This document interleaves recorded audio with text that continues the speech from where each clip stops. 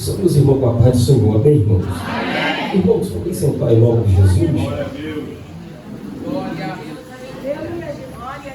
Abra sua Bíblia em Atos dos Apóstolos, capítulo número 16, onde é o tema da campanha.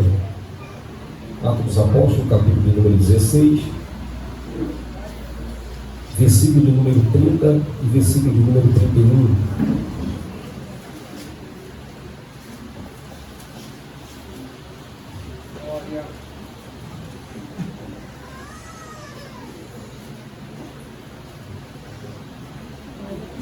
Que achou, diga bem. Amém. Diz assim a palavra do Senhor. E tirando-os para fora, disse: Senhores, o que é necessário para que eu faça para me salvar? E disse-lhe eles: crê no Senhor Jesus Cristo, e será salvo tu e a tua casa. Glorificado seja o nome do Senhor para todo sempre. Amados, eu queria externar minha gratidão à pastora, aos obreiros, ao presbítero Guilherme. Guilherme, conheci o Guilherme pequenininho nas vigílias, Guilherme com 6 anos, já era um varão de fogo da igreja. Ali está o vosso pai, o nosso muito amado pastor Wilson, sua querida esposa, irmã Ângela, e nós louvamos a Deus pela vida do servo do Senhor.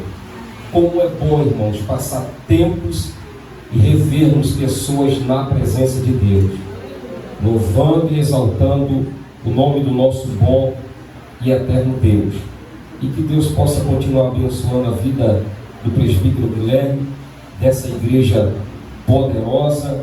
Acompanho, vez ou outro, os irmãos pela internet, vejo a obra que os irmãos têm feito na rua. Que Deus continue abençoando a vida dos servos do Senhor. Louvo a Deus também pela moça mais linda deste mundo, né? A minha muito digna esposa. Louvado seja o nome do Senhor, né? Nós vamos aí partindo para 18 anos de casamento. Temos uma filha de 15 anos, né, irmãos? Mas Deus tem sido fiel para conosco, tem dado paciência para minha esposa. Glorificado seja o nome do Senhor. Os homens não é fácil, só Jesus na causa, mas Deus tem dado graça. Louvado seja o nome do Senhor. Deus já tem falado aqui profundamente, irmão. Deus apenas vai continuar falando, porque desde o início do culto Deus tem falado sobre a nossa família. Nós vimos aqui a batalha da irmã para acertar sua vida no casamento, né? E batalha, irmãos. Nós sabemos que não é fácil a vida a dois, nem vida familiar. Louvado seja o nome do Senhor. Amados, o presbítero Guilherme me chamou, ele bem sabe como é que eu prego. Então, se ele chamou é porque ele já entende mais ou menos como é que eu prego. Quantos querem ouvir a palavra do Senhor? Diga amém. Glória a Deus. Irmãos, a família, ela já é o alvo do aniversário de nossa alma. Desde os primórdios, desde o jardim do Éden, que a família ela vem sido bombardeada desde lá. E quando se passa esse tempo todo até chegar a nós vimos de uma forma extraordinária o adversário de nossa alma se levantando contra a família, usando as mídias sociais, usando a internet, usando a telecomunicação. Nós vimos de uma forma terrível as leis se levantando contra a família. Nós vimos aqui coisas extraordinárias no Brasil acontecendo, leis encobertas sendo levantadas para distorcer aquilo que a Bíblia diz que é família, aquilo que Deus constituiu lá no seu altar. Mas eu tenho uma palavra profética para nós e uma palavra de tranquilidade para o nosso coração. Tem duas instituições na face dessa terra que ela não vai se acabar, que ela não vai ser destruída. A primeira dela é a família. Por que a família não vai ser destruída? Porque a família não depende de lei, a família não depende do Congresso, a família não depende de Senado e nem de deputados. A família ela foi constituída do coração de Deus e do altar de Deus. Então aquilo que é constituído no coração de Deus, ela não depende do homem, ela só depende apenas de Deus. Se a sua família está constituída diante do altar do Senhor, pode ficar despreocupado. Talvez você perdeu o controle da família, mas o Deus que eu sirvo, Ele continua no controle de nossa família. Então a primeira constituição, a primeira instituição que não vai ser destruída é a família. Pode ficar tranquilo, Deus cuida da família, Deus trabalha na família, Deus age na família. Evangelista, é porque você não conhece meu marido, não conhece meu filho, não conhece minha esposa, eu não conheço, mas tem um Deus do céu que conhece o teu marido, que conhece o teu filho, que conhece a tua casa, que sabe aonde você mora, conhece o beco, viela, apartamento aonde você mora. E se você crê que Deus está constituindo a tua família, as boas mãos dele estão sobre a tua casa. A família não depende de leis, a família não depende do STF, a família não depende de presidente da república, a família precisa apenas de Deus cuidar dela. Se o Senhor não guardar a cidade, em vão vigia o sentinela. Se o Senhor não construir a família, em vão trabalha aquele que constrói. Então o Senhor, primeiro, Ele é construtor da família. Segundo, Ele é o vigia da família. É Ele que construiu tua família, e é Ele que está lá de cima, olhando para a tua casa e dizendo: eu estou no controle, eu estou no controle da tua casa. A segunda instituição que não fecha nem acaba, que também não depende de leis, não depende de senado, não depende de deputado, é a igreja. A igreja do Senhor e a família, ela nunca, pastora, ela vai ser fechada. Pode até os homens levantar lei, pode os homens batalhar contra a igreja, mas assim como a família nasceu do coração de Deus, a igreja nasceu do coração de Jesus na cruz do Calvário. Assim como Deus Todo-Poderoso, Ele cuida da tua família, o Senhor Jesus também cuida da igreja do mesmo jeito. Pode se levantar o que se levantar, as portas do inferno não prevalecerá contra a igreja do Senhor na face dessa terra. Glória a Deus. Deus cuida da família e o Senhor Jesus cuida da igreja. Não toque naquilo que é do Senhor. Não levante-se contra aquilo que o Senhor constituiu no seu altar. Aquilo que é constituído no altar depende do dono do altar. E o dono do altar não é o pastor, o dono do altar é o Senhor dos exércitos. Então pode ficar tranquila que Deus está cuidando da tua família e da tua casa. Nós servimos um Deus de família.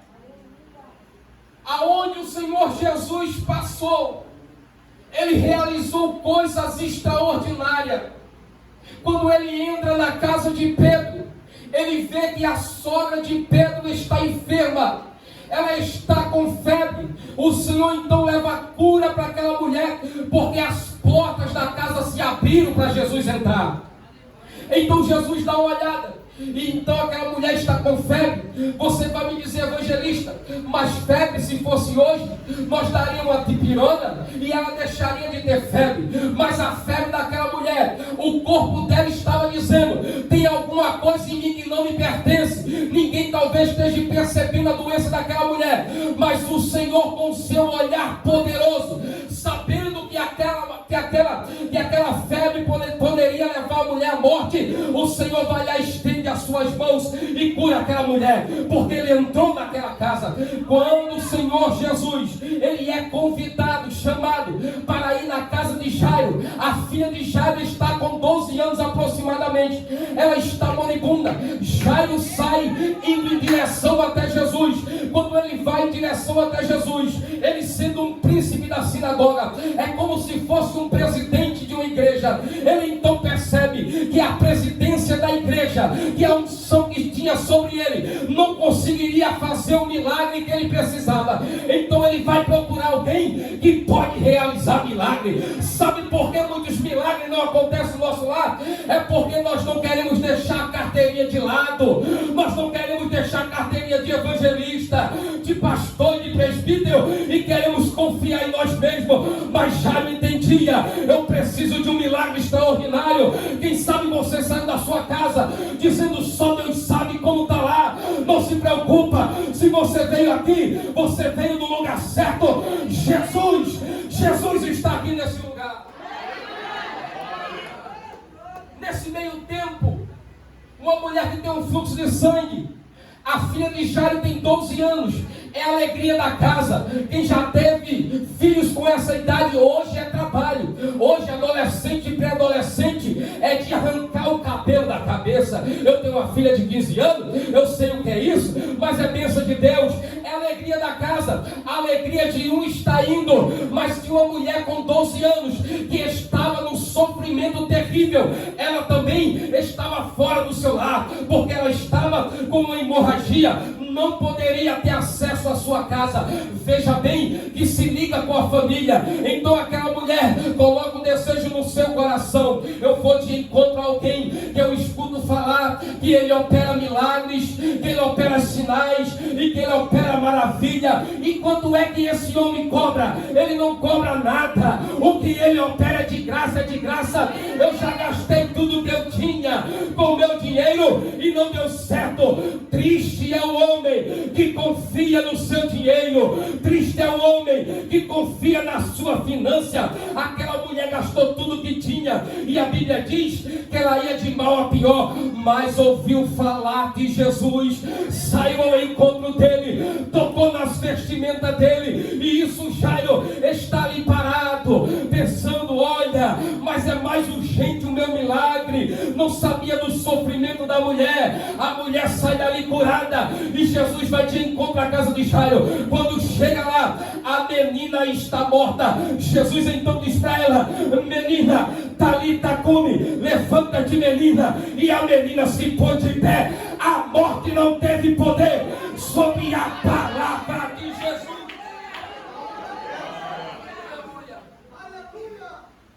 Glória a Deus. Quando Jesus vai entrar na casa de Zaqueu, e aqui eu acho extraordinário, não é Zaqueu que convida Jesus, é Jesus que se convida a entrar na casa de Zaqueu.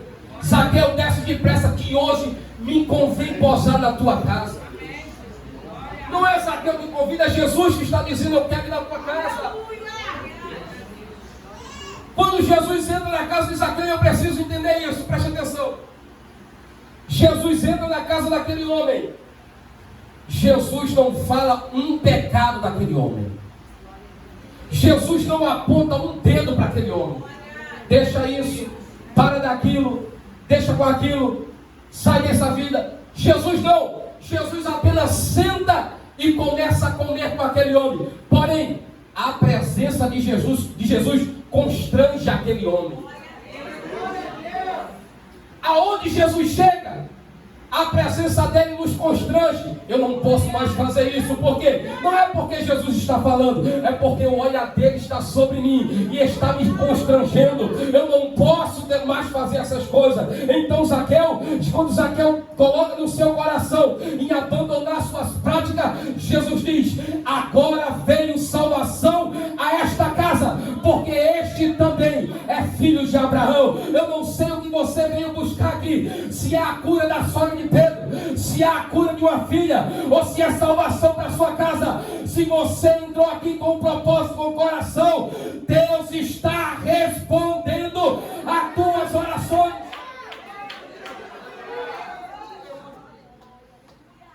Agora, o mais extraordinário: tem casa que Jesus não foi, mas operou maravilha do mesmo jeito. A mulher Cirfinícia vem com o cabelo voando, correndo atrás de Jesus. E aí ela deixa a filha dela endemoniada em casa. Vai atrás de Jesus. Quando chega lá, Jesus diz: olha, não é lícito pegar os pães e dar aos cachorrinhos. A mulher diz: eu pensei, Senhor, mas os cachorrinhos também comem das migalhas que caem da tua mesa. Jesus se maravilha e diz: olha, vai, porque o milagre, eu não vou lá não, tá? Mas o milagre já aconteceu. Duas pessoas pegaram isso aqui. Deixa eu te falar uma coisa. Talvez tu entrou aqui dizendo: não é eu que preciso, mas é alguém na minha casa que precisa. Talvez você entrou aqui dizendo: Senhor, não é eu que necessito, mas é alguém que eu deixei na minha casa. A palavra de Jesus é: marca culto, porque quando chega lá, eu já liberei a palavra profética.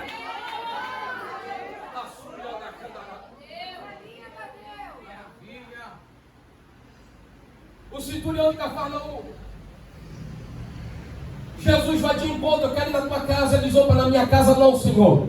Eu não sou digno de que o Senhor entre no meu telhado. Mas deixa eu lhe dizer uma coisa: eu tenho um soldado ao meu respeito, e eu falo com ele, vai, ele vai. Eu digo para outro, vem, ele vem. Se o Senhor liberar uma palavra, o meu criado vai ficar curado. Jesus se maravilhou. É uma das poucas vezes que Jesus dá um sorriso na Bíblia. Jesus dá um sorriso, se maravilha, e diz: não vi tanta fé como eu vi nesse homem todo Israel. Vai, porque o teu criado já está curado. Deixa eu te falar uma coisa: uma palavra que Jesus liberar, sai cura, milagre, transformação. Marido muda de vida, filho muda de vida, apenas com uma palavra que Jesus liberar. Quem sabe não é hoje que Jesus trouxe você aqui para te liberar uma palavra profética.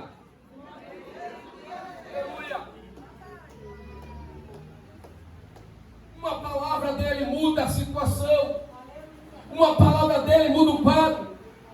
As pessoas que muitas das vezes você procura, tem palavras negativas para você, dizendo: olha, não casa, é melhor divorciar, é melhor largar. Está repreendido em nome de Jesus, Satanás. Aqui é culto da família. A família é constituída no altar do Senhor. Aleluia. Glória a Deus.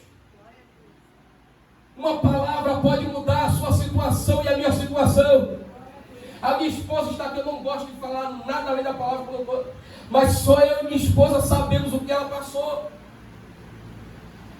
Muitas pessoas com olhares, com palavras, mas nós estávamos na posição. Nós estávamos na posição. Quer receber bênção de Deus? Continua firmes e constante e sempre abundante na obra do Senhor, sabendo que o teu galardão, o teu trabalho não é vão no Senhor. Nós servimos um Deus abençoador. Atos dos Apóstolos. Veja bem, eu quero que os irmãos prestem atenção. Como o nosso Deus é um Deus de família. Quando nós lemos Atos dos Apóstolos, nós contemplamos milagres extraordinários, primeiro acontecendo dentro dos lares. Dentro dos lares. Não tinha uma oportunidade de ter uma igreja como essa para se reunir. Eles se reuniam na sua casa, no seu lar. E quando eles se reuniam na sua casa e no seu lar, coisas extraordinárias aconteciam. Você há de lembrar que quando Jesus ele é assunto aos céus, que dá em Atos dos Apóstolos capítulo 1, ordem aos seus discípulos. Os discípulos, depois de receberem a ordem do Senhor, eles voltaram para casa para orar. Enquanto eles estavam no cenáculo orando. No cenáculo orando. O que é o cenáculo? Um quarto alto dentro de uma casa. Um quarto de cima dentro de uma casa. Só tinha casa para orar quem fosse casa de referência. Sabe o que nós estamos precisando hoje? De portas de referência. Qual é a porta de referência que nós podemos bater e dizer: irmãos, aqui é um lugar de oração, ora comigo, vamos orar aqui. Qual é a casa que nós podemos entrar hoje e dizer: irmãos, eu posso vir fazer uma oração contigo aqui, estou passando por uma adversidade, estou passando por um problema. É portas de referência que está nos faltando nessa geração, mas naquela geração não. Eles tinham uma casa de referência para orar, subiram no quarto superior e estavam todos orando dentro de uma casa. E a Bíblia diz, eles estavam no quarto orando, mas de repente veio um som como de um vento veemente, impetuoso, e encheu toda aquela casa onde eles estavam, e foram vistas línguas repartidas como de fogo, que pousaram sobre cada um deles. Aonde você está orando, Deus vai encher com o Espírito Santo dele. Amados, tem vários lugares que você pode orar, tem um lugar especial. Jesus disse: quando for orar, entra dentro do teu quarto, fecha a porta, porque o Pai que te vê em oculto revelará publicamente. 2 altares que você tem na sua casa e deve ter cuidado com eles. Primeiro altar é a tua mesa. Se você tem mesa, é o teu altar. É um dos altares. Não pode colocar qualquer um na mesa da tua casa, porque ali é um lugar de altar. Mesa é lugar de planos, de projetos. Mesa é lugar de comunhão. Por que quando você vem cear, nós dizemos assim, nós estamos aqui numa mesa espiritual? É porque Jesus está na mesa, e mesa simboliza a aceitação. Quando se senta na mesa, você está dizendo: eu estou aceitando quem está na minha mesa, igual Jesus. Quando nós sentamos na mesa, ele está dizendo: você só está na mesa porque foi eu que te aceitei.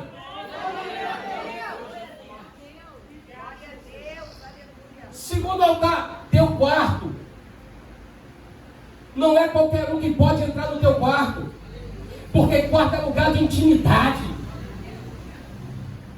Ah, mas não tem nada a ver. Mas vai nessa que não tem nada a ver.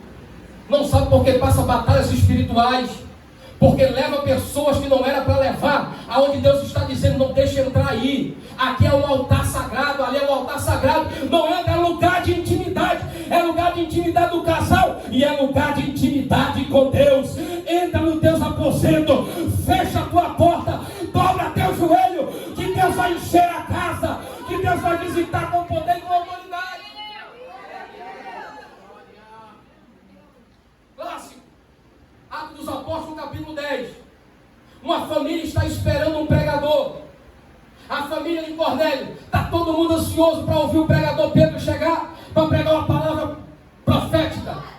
Quando de repente, eles estão ali ouvindo Pedro, dentro da sua casa, um culto familiar, cheio de pessoas ouvindo. Pedro começa a pregar, e quando Pedro começa a pregar, Deus não espera nem acabar a mensagem, já desce o Espírito Santo e batiza aqueles irmãos que estão ali. Se nós queremos os resultados de Atos dos Apóstolos, nós temos que começar a praticar o que aqueles irmãos praticavam: culto nos nossos lares, devocional, lê a Bíblia, faça uma oração, cante o hino, que Deus vai operar poderosamente na sua família. Deus é o Deus da família. Atos dos Apóstolos 16, onde foi escolhido o tema. Olha que extraordinário. Paulo, em sua segunda viagem missionária, ele vai em direção à Ásia Menor, e ele tem um plano, ele tem uma expectativa, ele tem uma agenda, aonde ele iria pregar ou não. E quem nos fala isso é Lucas, porque Lucas é detalhista. Lucas é um escritor, um médico, um historiador, então ele é detalhista nisso. Paulo está indo com uma comitiva missionária, e ele tem os planos perfeitos aonde ele vai pregar. Porém, talvez em 2023, você também fez uma agenda de como você queria que fosse o seu ano. Talvez você colocou lá como se fosse o ano de 2023 para você, mas você colocou a prioridade de Deus nesses planos. Será que Deus está incluído nesses planos? Será que Deus está com a vontade dele estabelecida nesses planos? Paulo, o Senhor diz em outras palavras para Paulo: você não vai pregar na Ásia Menor. Deus está dizendo para Paulo: Paulo, os teus planos é bom, os teus planos é agradável, mas o meu ainda é melhor.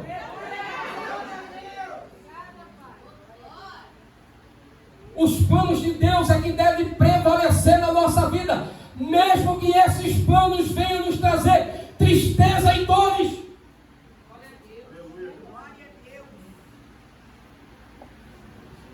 Jesus não vai dar refresco para Paulo. Ele vai levar Paulo para uma situação difícil. Então Paulo entende, Deus não quer que eu pregue aqui, Ele quer que eu vá para a Europa. Então ele coloca no seu coração e desce para Filipe. Quando ele chega na região de Filipe, ele diz: e nós tentamos ver se tinha um lugar onde nós pudéssemos orar. Paulo era homem de oração, e a Bíblia diz: e não encontramos lugar, mas tinha a beira de um rio, e nós começamos a pregar, e tinha uma mulher por nome de Lídia, vendedora de púrpura da cidade de Tiatira, ouvia nós pregar, e Deus abriu o coração de Lídia para ouvir a palavra de Paulo. Irmão, nós não somos super crentes. Tem momento na nossa vida que nós queremos largar tudo. Quem já passou aqui por frieza espiritual, levante a mão. Eu vou levantar a mão. Eu vou levantar. Não dá vontade de vir para a igreja. Não dá vontade de orar. Eu passei por uma situação de uma frieza espiritual tão terrível, que eu comecei a vender os meus livros que eu tinha comprado. Meus paletós, eu comecei a doar. Eu falei: Jesus, eu não vou mais pregar. Não dá mais. Isso há 10 anos atrás. Mas sabe o que Jesus falou comigo? Tu está vendo a responsabilidade de quantas almas está indo para o inferno por causa de você que está parando? Você entende quantas pessoas deveriam ser salvas por causa de você? Deus te levando em boca de fumo, Deus te levando no centro da cidade, Deus te levando em becos e viela. É por isso que Deus te trouxe aqui para dizer: não pare, tem pessoas precisando de você.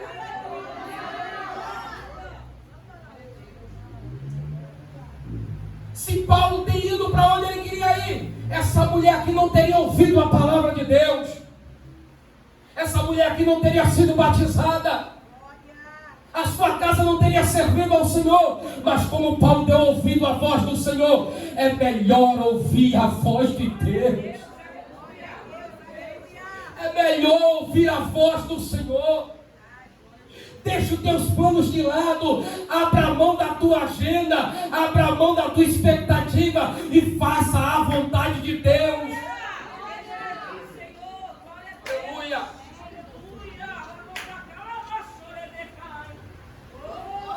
Paulo prega, Lídia se converte, é batizada a sua família, a sua casa. De repente Paulo está indo para a oração, e uma jovem endemoniada, com espírito de adivinhação, por muitos dias, diz a palavra de Deus. Olha que coisa interessante. Ela corria atrás dos homens de Deus e dizia assim: esses homens que vos pregam o caminho da salvação são santos homens de Deus. Uma mulher endemoniada está elogiando os homens de Deus. Na verdade, não era mentira o que ela estava falando. Aqueles homens eram homens de Deus. Se fosse hoje, botava logo no Instagram: olha, tem uma jovem ali que está me chamando de homem de Deus. Se fosse hoje, estava nos status. Mas Paulo realmente era homem de Deus. Aquela era uma jovem, porém a voz que saía dos seus lábios era uma voz masculina. Por quê? Porque o espírito que se incorporava naquela jovem era um espírito de um Deus adivinho. Então quando ela falava, não era uma voz feminina, era uma voz masculina. E Paulo então entendeu: quem está aí é um espírito enganador, espírito imundo, em nome de Jesus, sai! E aquela menina foi liberta para a glória do nome do Senhor.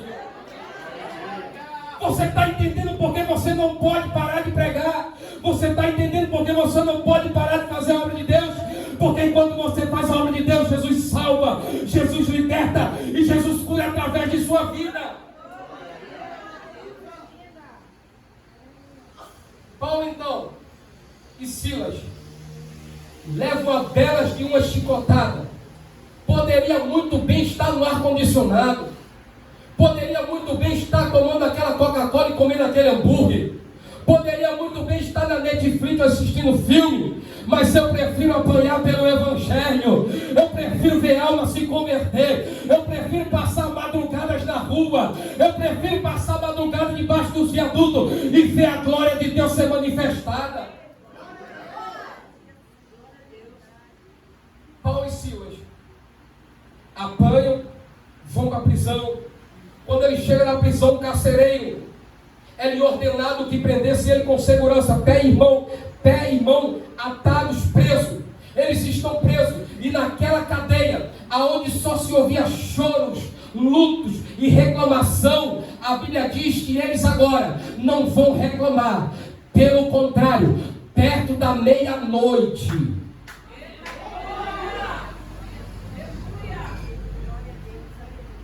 se fosse hoje, aqueles homens eram assembleanos. Glória a Deus! Porque tudo do assembleano começa com oração. Culto jovem, começa com oração. As irmãs, oração. Culto da família, oração, é ou não é? Então Paulo e Silas, se fosse hoje, ele era assembleano. Então eles começam a orar. Tu ora daqui e eu canto daqui. Tu ora de lá e eu canto de cá. E eles começaram a orar e cantar hinos ao Senhor. E de repente, quando nós não murmuramos em meio às lutas, às dificuldades, tem resultados extraordinários da parte de Deus.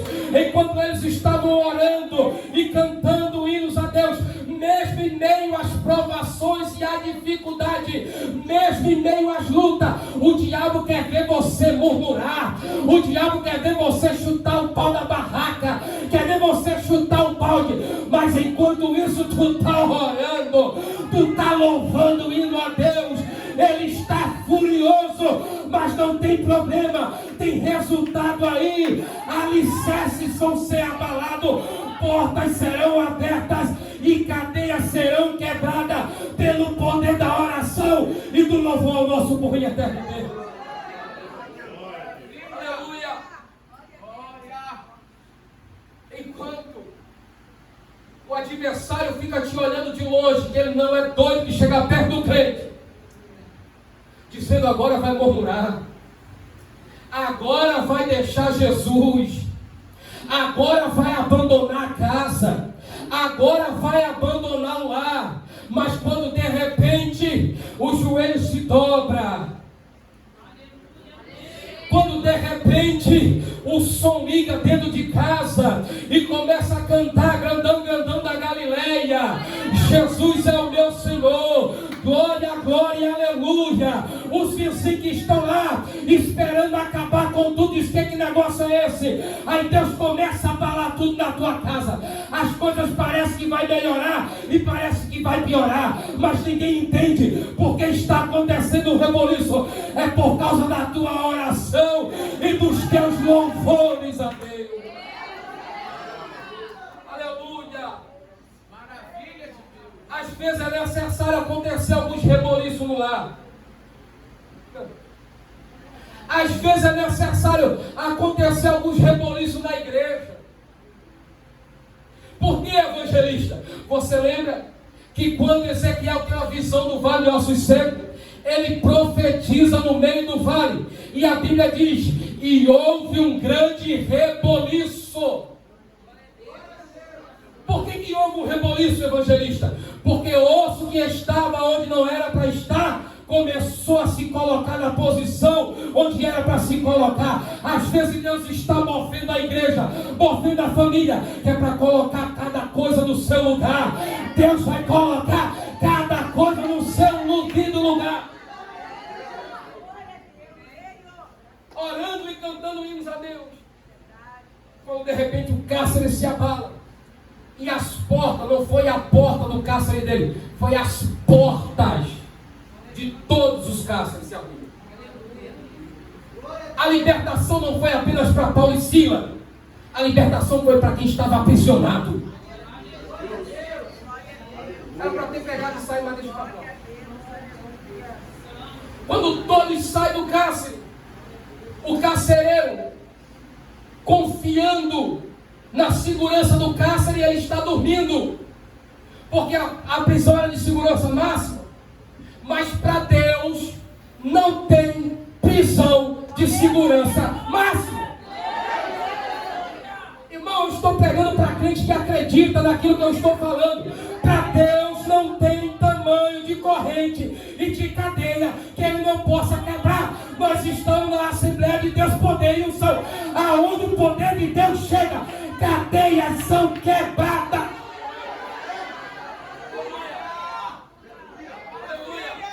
Deus arranca o fuzil da mão do traficante. Deus arranca a cocaína da mão daquele que está cheirando. Deus arranca o cigarro de maconha. Não tem cadeias que impeça o poder do Senhor.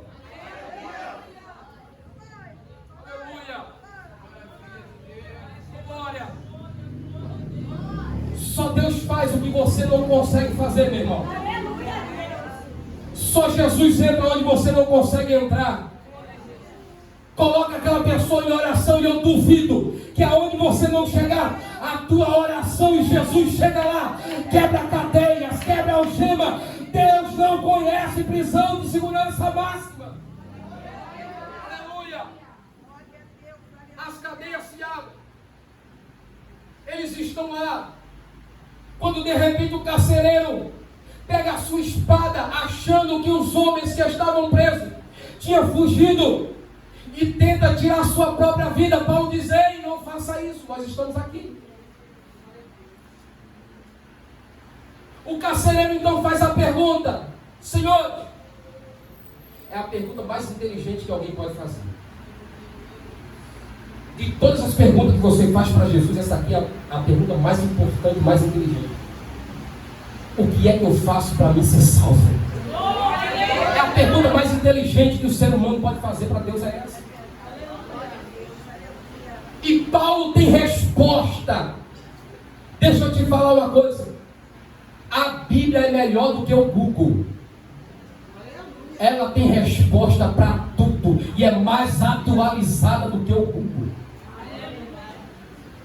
O homem pergunta: o que eu faço para ser salvo?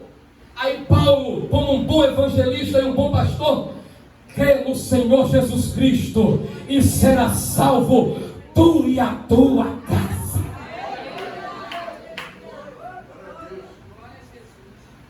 Agora, para que a minha casa seja salva, primeiro eu tenho que ser salvo. Paulo diz: crê no Senhor Jesus Cristo e será salvo tu. Primeiro você. Primeiro você. Se a senhora e o senhor entrou aqui e ainda não aceitou Jesus, primeiro Jesus quer tratar com você. Primeiro Ele quer que você venha para o altar.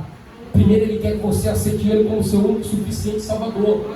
Quando você aceitar Ele como único suficiente Salvador, não é automático que a tua família vai ser salva. Não é isso que o versículo diz. Mas quando você é transformado, quem está lá dentro vai ver a transformação. Vai dizer: se ele está salvo, eu também quero essa salvação. Se ele aceitou esse Jesus, eu também quero esse Jesus. Se você entrou aqui hoje e ainda não tem Jesus, é noite de Jesus. Você levar ele para a sua casa. E lá na sua casa, quando você começar a pregar e falar dele, será salvo tu e a tua casa. A minha família está debaixo de uma promessa de Deus. A sua família também está debaixo de uma promessa de Deus. Quando crê nisso, levante a sua mão assim. Que Deus nos abençoe em nome de Jesus. Obrigado, pastor.